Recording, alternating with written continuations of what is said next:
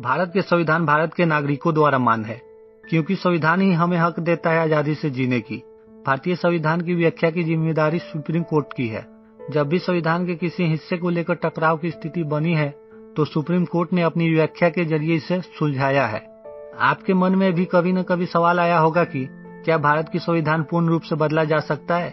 अगर हाँ तो कैसे, अगर ना तो क्यों? इससे पहले मैं आपसे उम्मीद करता हूं कि आप वीडियो पूरा देखेंगे। वीडियो पूरा देखने से आपको जरूर कुछ न कुछ ज्ञान मिलेगा ही।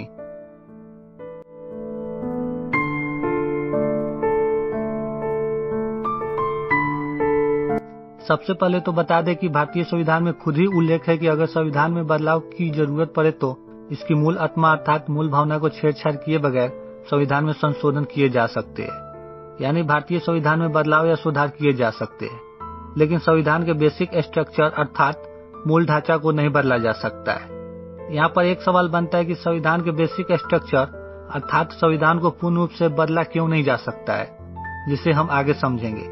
तथा दूसरा सवाल यह उठता है कि संविधान का मूल आत्मा अर्थात मूल भावना क्या है। भारतीय संविधान की आत्मा संविधान की प्रस्तावना को कहा गया है, जिसका उद्देश्य एक संप्रभु, समाजवादी, धर्मनिरपेक्ष, लोकतांत्रिक गणराज्य की स्थापना करना है। हमारे संविधान निर्माताओं के अनुसार धर्मनिरपेक्षता, स्वतंत्र चुनाव, संघीय ढांचा, न्यायिक समीक्षा और संसदीय लोकतंत्र आदि संविधान की मूल भावना है। संविधान के भाग 20 के अनुच्छेद 368 में संविधान संशोधन से संबंधित प्रक्रिया का उल्लेख किया गया है। संविधान में संशोधन प्रक्रिया इसलिए दी गई है ताकि समय के अनुसार कोई परिस्थिति पैदा हो या देश के हित में कोई अवरोध उत्पन्न हो तो उसे बदला जा सके। संविधान में संशोधन की 3 प्रक्रिया है। पहला, साधारण बहुमत द्वारा। संविधान के कुछ अनुच्छेदों जैसे 3, 4, 169 तथा 239 क में संशोधन के लिए किसी विशेष प्रक्रिया की आवश्यकता नहीं होती है, क्योंकि यह विषय कोई विशेष संवैधानिक महत्व के नहीं है। इन अनुच्छेदों के संशोधन के लिए संसद के दोनों सदनों में केवल साधारण बहुमत ही काफी है। साधारण बहुमत का मतलब है जब सदन में उपस्थित होकर वोट देने वाले सदस्यों का 50% से अधिक संख्या किसी विषय के पक्ष में मतदान किया हो। दूसरा प्रक्रिया है विशेष बहुमत द्वारा। संविधान के कुछ अनुच्छेदों में संशोधन करने के लिए संसद के विशेष बहुमत की आवश्यकता होती है, जैसे मौलिक अधिकार, नीति निर्देशक तत्व तथा न्यायपालिका की शक्तियों से संबंधित अनुच्छेदों में संशोधन विशेष बहुमत द्वारा ही होता है। संविधान के इस संशोधन प्रक्रिया में प्रत्येक सदन में यानी लोकसभा और राज्यसभा में सदस्यों की कुल संख्या का बहुमत तथा उस सदन में उपस्थित और मतदान करने वाले सदस्यों के कम से कम 2/3 बहुमत की आवश्यकता होती है। संविधान में संशोधन होने से पहले राष्ट्रपति की स्वीकृति भी जरूरी है। संविधान के अधिकांश अनुच्छेदों में संशोधन इसी प्रक्रिया के अनुसार होता है। तीसरा प्रक्रिया है विशेष बहुमत और राज्यों को अनुसमर्थन द्वारा।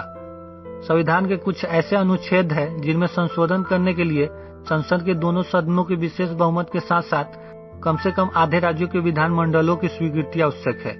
साथ ही राष्ट्रपति की स्वीकृति मिल जाने के पश्चात प्रस्ताव के अनुसार संविधान में संशोधन किया जा सकता है।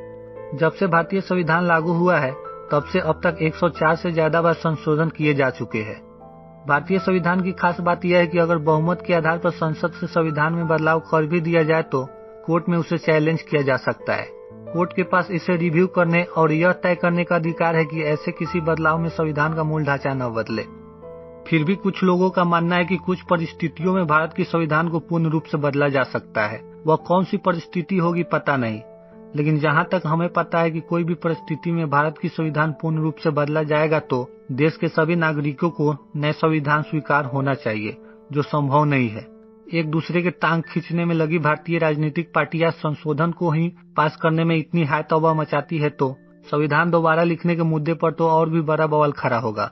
जो भी पार्टी इसकी पहल करेगी इन आरोपों में घिर जाएगी कि वह निजी स्वार्थ के लिए ऐसा करना चाहती है। साथ ही कई ऐसे सवाल पैदा होंगे जो देश के लिए सही नहीं होगा। पहला सवाल तो यही होगा कि क्या बदलाव है जो संशोधन से नहीं किया जा सकता है।